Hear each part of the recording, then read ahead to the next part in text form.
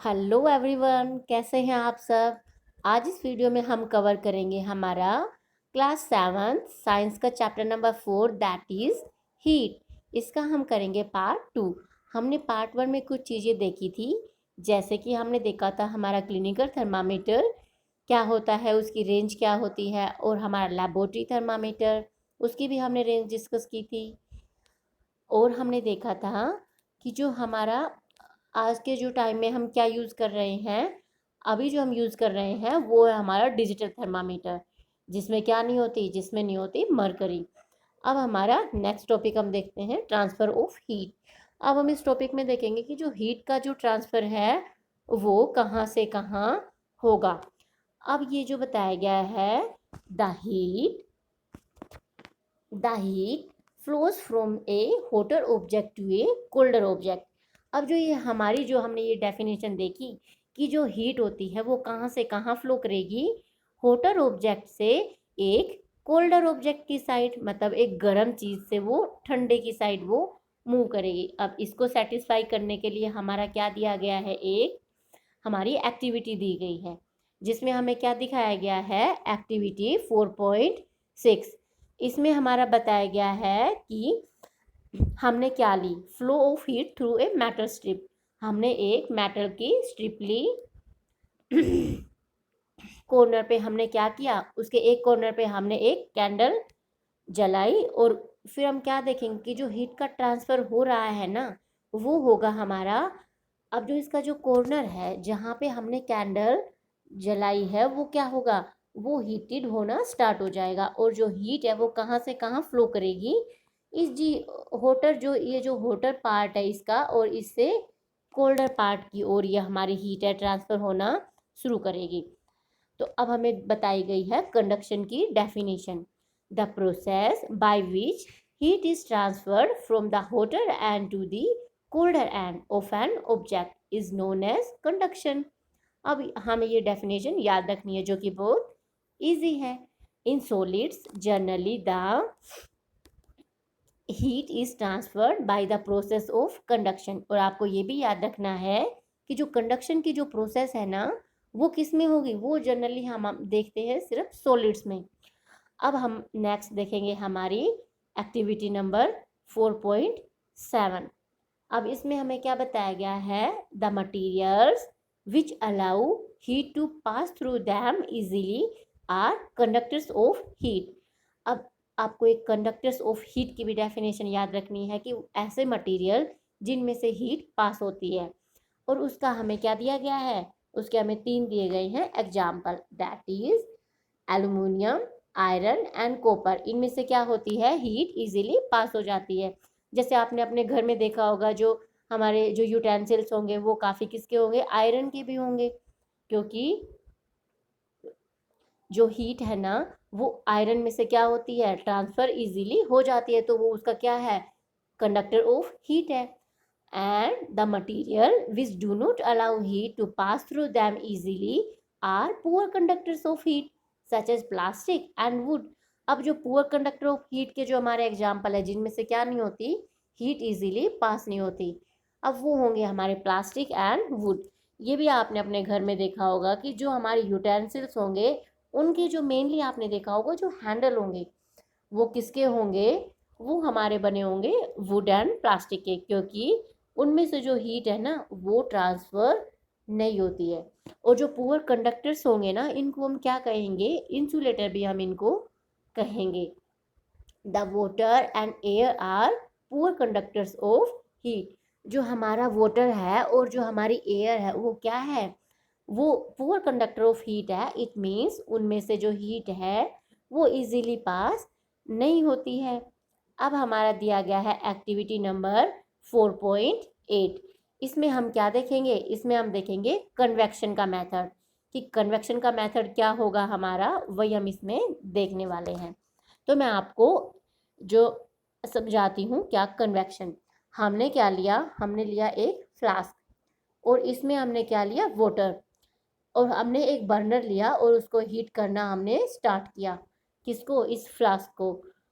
तो जो फिर क्या होगा, जो वाटर है वो सबसे पहले कहाँ से हीट होना स्टार्ट होगा, वो होगा यहाँ से बॉटम से। जो आपको ब्लैक पोर्शन दिख रहा है ये वहाँ से हीट होना स्टार्ट होगा। पहले ये वाटर गर्म होगा और ये क्या होगा, ऊपर उठेगा। जो चीज़ हल्की होती है वो कहाँ उठती है, वो ऊपर चली जाती है उठ के। और जो चीज़ हैवियर होगी वो क्या होगी, वो सिंक करेगी। और जो लाइटर चीज़ होगी वो फ्लोट करेगी। यह हमने हमने पहले भी पढ़ा था। तो ये जो वाटर ये हीट होगा और यहाँ से ही क्या होगा, ऊपर उठेगा।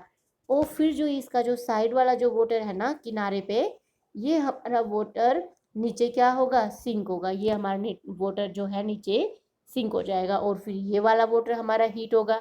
और फिर ये कंप्लीट वाटर जब तक हीट नहीं हो जाता तब तक ये प्रोसेस चलती रहेगी। इसमें बताया गया है this process continues till the whole water gets heated. This mode of heat transfer is known as convection. इसको हम क्या कहेंगे, इसको हम कहेंगे कन्वेक्शन।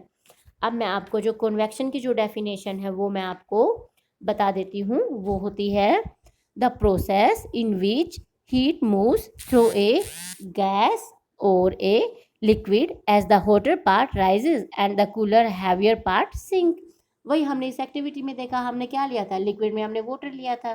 तो वो हमने पूरी प्रोसेस इसमें पढ़ ली है। How does the heat travel in air, क्या हम भाई एयर में देखेंगे कि जो हीट है वो कैसे ट्रांसफर करेगी। In which direction does the smoke go, कौन सी डायरेक्शन में जो हमारी स्मोक है वो जाएगी। यही सब हम आगे हमारा थोड़ा देखेंगे। The air near the heater sources get hot and rises. जो जो हमारे हीटर होते हैं वो विंटर्स में हम देखते हैं कि जो उनके पास जो एयर होगी वो क्या होगी, गर्म हो जाएगी एंड ऊपर उठ जाएगी। The air from the side comes into the intake palace. मतलब जो हॉटर जो एयर थी जो ऊपर उठ चुकी है उसका जो स्पेस खाली होगा वो क्या ले लेगी, वो ठंडी हवा जो उसकी जगह ले लेगी। In this way the air gets heated. अब हम इसको एक हमारी एक्टिविटी है इसमें भी देखेंगे, एक्टिविटी नंबर 4.9। इसमें हमारा यही बताया गया है कि भी जो ट्रांसफर ऑफ हीट होगा ना बाय कन्वेक्शन इन एयर, हमने पहले अब लिक्विड में पढ़ा, वाटर में पढ़ा था कि कैसे होगा। अब हम एयर में देखेंगे। एयर में हमारा यही होगा कि हम एक कैंडल लेंगे, उसको सिंपली हम बर्न करेंगे। और हम जो हमारा एक हैंड है वो उसके ऊपर रखेंगे और एक को हम साइड में रखेंगे, जैसा कि आपको एक्टिविटी में दिखाया गया है। हमने ऐसे किया तो आप बताएंगे कि जो हमारा ऊपर वाला हाथ है वो क्या होगा, वो होगा जल्दी हमारा गर्म हो जाएगा। और जो साइड वाला हाथ है उसके कंपैरिजन में ऊपर वाला हाथ जल्दी हीटेड हो जाएगा। The top the air gets heated by convection, therefore the hand above the flame feels hot on the sides. However, there is no convection and air does not feel as hot as the top. वही बताया गया है कि जो हमारा ऊपर वाला जो हाथ होगा वो जल्दी गर्म होगा एज कम्पेयर टू साइड वाले हाथ के। अब हम एक हमारा जो कॉन्सेप्ट है वो पढ़ेंगे sea breeze and land breeze का। The people living in the coastal areas, जो कोस्टल एरियाज मतलब जो समुंदर के किनारे जो लोग रहते हैं वो क्या करेंगे, एक्सपीरियंस एंड इंटरेस्टिंग फिनोमिना, एक इंटरेस्टिंग फिनोमिना को वो एक्सपीरियंस करेंगे। दिन में क्या होगा भाई उनके, ड्यूरिंग द डे जो जो लैंड होती है ना, लैंड हमारी जो धरती है gets heated faster than the water. वो वाटर वो एक्सपीरियंस करेंगे कि जो दिन है उस टाइम में the land heated faster than the water, जो हमारी लैंड होगी वो वाटर के कंपैरिजन में जल्दी हीट हो जाएगी। और फिर जो the air over the land becomes hotter and rises up, जैसे हमने हमारी जो प्रीवियस एक्टिविटी थी उसमें भी देखा था कि जो वाटर था वो हॉट होके ऊपर जा रहा था और जो साइड का वाटर था वो नीचे आ रहा था। ऐसे ही जो हमारी एयर है वो हॉटर होके क्या होगी, गर्म होके वो ऊपर उठेगी और उसकी जगह क्या कौन ले लेगा, the cooler air from the sea rushes in towards the land to take its place. जो समुंदर की साइड से जो ठंडी हवा आ रही होगी ना वो उसकी जगह ले लेगी, जो खाली जो स्पेस होगा ना वो जो ठंडी हवा है वो उसको फिल कर देगी। The warmer air from the land moves towards the sea to complete the cycle. मतलब सिंपली मैं आपको बताऊं तो ये क्या प्रोसेस है कि जो हमारी ठंडी हवा है दिन के टाइम में वो समुंदर से कहाँ आएगी, हमारी लैंड की साइड आएगी। और लैंड की जो गर्म हवा है वो ऊपर वो कहाँ जाएगी, वो समुंदर की साइड जाएगी। The air from the sea is called sea breeze. जो हवा जो समुद्र की साइड से आ रही है ना, इसीलिए हम इसको क्या बोलेंगे, इसको हम बोलेंगे सी ब्रीज। और दूसरा होगा हमारा लैंड ब्रीज। इसमें जो हमारी प्रोसेस है वो क्या होगी, कंप्लीटली रिवर्स होगी। At night it is exactly the reverse. और जो रात के समय ये क्या होगा, टोटल जो प्रोसेस है हमारी रिवर्स होगी। The water cools down more slowly than the land. अब जो वाटर था वो हमारा लैंड के कंपैरिजन में क्या हो रहा है, वो बहुत स्लो ठंडा हो रहा है। जो लैंड है वो जल्दी हीटेड होती है और वो जल्दी ही ठंडी होती है। So the cool air from the land moves towards the sea. अब जो रात के टाइम में क्या होगा, ये प्रोसेस कंप्लीटली उल्टी होगी। जो हमारी जो ठंडी हवा होगी ना लैंड से, वो कहाँ मूव करेगी, वो समुद्र की साइड मूव करेगी। इसीलिए इसको क्या कहेंगे, this is called the land breeze. यही हमारी कंप्लीट जो प्रोसेस है। इसमें अब आप डायग्राम में भी देख सकते हैं, पूरा बताया गया है सी ब्रीज एंड लैंड ब्रीज। इसमें आपको दिखाया गया है कि डे टाइम में क्या होगा, जो ठंडी हवा है वो कहाँ जा रही है, वो जा रही है लैंड की साइड। इसीलिए जो हमारे जो सी के जो पास घर होंगे ना समुद्र के किनारे, वो क्या होते हैं, उनका जो फेस होता है ना वो सी फेसिंग होते हैं। बिकॉज दिन के टाइम में जो ठंडी हवा है समुद्र से लैंड की साइड जाएगी और रात के टाइम में लैंड से ये समुद्र की साइड आएगी। ये हमारी कंप्लीट प्रोसेस थी। अब हमारा नेक्स्ट हम देखते हैं, when we come out in the sun we feel warm. जब हम क्या करेंगे, हम भाई सूर्य के प्रकाश में हम क्या होते हैं, हमें क्या फील होता है, वार्म फील होता है। How does the heat from the sun reaches us. भाई जो सूर्य का जो प्रकाश है वो हम तक कैसे पहुंचता है, it can't reach us by conduction or convection, as there is no medium such as air in most part of the space between the earth and the sun। यही बताया गया कि भाई ये हमारे पास जो हीट होती है ना सूर्य की, वो कैसे पहुंचती है, क्योंकि वहाँ पे तो कोई स्पेस में तो क्या नहीं होता, कोई मीडियम नहीं होता कि जिसके अंदर जो हमारी रेडिएशंस है, जो हमारी हीट है वो ट्रैवल करे। From the sun the heat comes to us by another process known as radiation. अब जो ये प्रोसेस है ना, ये किस प्रोसेस के थ्रू जो हमारी हीट है सन की वो हमारे तक पहुंचती है, ये प्रोसेस होता है हमारा रेडिएशन का। The transfer of heat bye radiation does not require any medium. जो रेडिएशन की जो प्रोसेस है इसको क्या नहीं चाहिए, इसको कोई भी मीडियम नहीं चाहिए। क्या करने के लिए, ट्रैवल करने के लिए। It can take place whether a medium is present or not.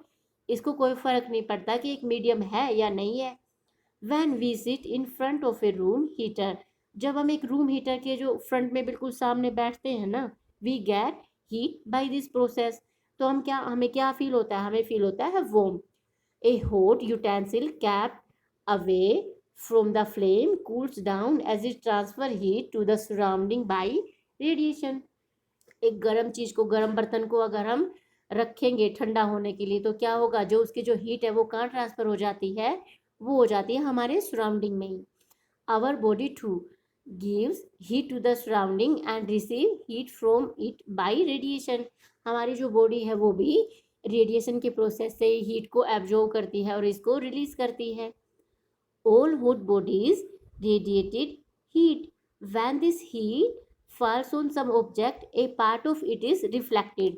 Reflect होना, इट मीन्स जैसे कि ये हमारी कोई चीज़ है, इसके ऊपर हमारी हीट गिरी और ये यहाँ इसके ऊपर टकरा के और ये ऐसे यहाँ चली गई, वापस यहाँ से आई और ऐसे चली गई, तो इसको हम क्या कहेंगे, इसको हम कहते हैं reflection. A part is observed and A part में be transmitted.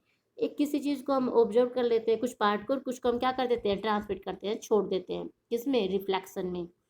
The temperature of the object increases due to the absorbed part of the heat. किसी भी ऑब्जेक्ट का जो टेम्परेचर है वो कब होता है ज़्यादा, जब वो हीट को एब्जॉर्ब करता है, तो उसका क्या होगा, टेम्परेचर ज़्यादा होगा। अब नेक्स्ट है हमारा kind of clothes we wear in summer and winter. ये आप सभी को पता ही है कि हम किस तरह के कपड़े विंटर में पहनते हैं और किस तरह के कपड़े हम समर में पहनते हैं। यही हमारा इन सब में बताया गया है। अब नेक्स्ट है हमारा containers with black and white surface.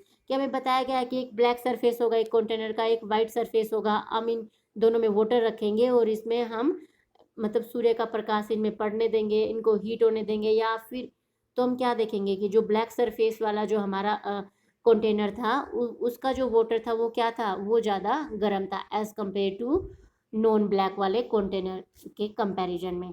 तो इसीलिए हमें बताया गया है कि जो हम जो डार्क क्लोथ्स पहनते हैं ना, वो हम किस में पहनेंगे, वो हम पहनेंगे विंटर्स में, क्योंकि वो क्या करते हैं, वो करते हैं हमारा हीट को एब्जॉर्ब।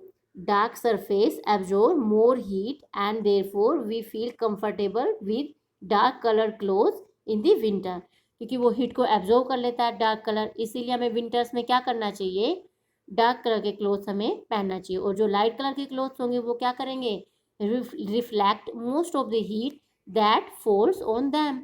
और जो लाइट कलर के क्लोथ्स होंगे वो क्या कर देंगे, वो हीट को रिफ्लेक्ट कर देंगे जो उनके ऊपर पड़ेगी। तो इसीलिए हमें समर्स में लाइट कलर के जो क्लोथ्स होते हैं वो पहनने चाहिए, उनमें हम क्या करेंगे, वी फील कंफर्टेबल। अब हमारा woollen clothes keep us warm in winters. अब ये बताया गया कि जो वुलन के क्लोथ्स होते हैं ना, वो हमें क्या करते हैं, विंटर्स में हमें we keep feel warmer, clothes keep us warm in the winters. ये हमें क्या करते हैं, हमें गर्म फील करवाते हैं। क्यों करवाते हैं, in winters we use woollen clothes. सर्दियों में हम क्या करते हैं, हम ऊन के कपड़े पहनते हैं। वूल is a poor conductor of heat. इसका जो मेन रीजन है वो यही है कि हम जो वूल के कपड़े पहनते हैं वो क्या होते हैं, poor conductor of heat. Moreover there is air trapped in between the wool fibers. This air prevent the flow of heat from our body to the cold surroundings. अब जो हीट हमारे ऊपर जो पड़ेगी ना, उसको जो वुलन क्लोथ्स होंगे वो क्या कर लेंगे, ट्रैप कर लेंगे, और इसको वापस ये जाने नहीं देंगे। तो इसी से हमें क्या होगा, इससे हमें वार्म फील होगा। Suppose you are given the choice in winter using either one thick blanket और two thin blankets joined together. What would you choose and why? Remember that there would be a layer of air in between the blankets.